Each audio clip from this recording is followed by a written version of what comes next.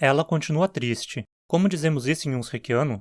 Diferente do português, não temos um verbo para continuar em uzbekiano. Quando estamos dizendo que algo continua de certa forma, usamos sin e o advérbio noch.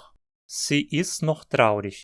Literalmente, ela ainda está triste. Faço o mesmo para o passado. Sie war noch traurig. Ela continuava triste. Ainda estava triste. Mas para dizer ela continuou triste, a estratégia é outra. Sie ist traurig geblieben. Literalmente, ela permaneceu triste.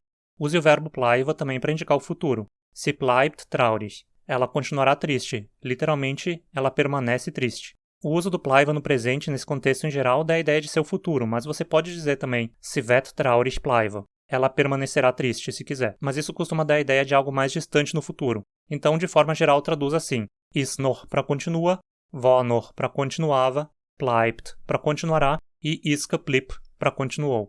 E se inscreva no canal se quiser aprender mais Hunsrückisch.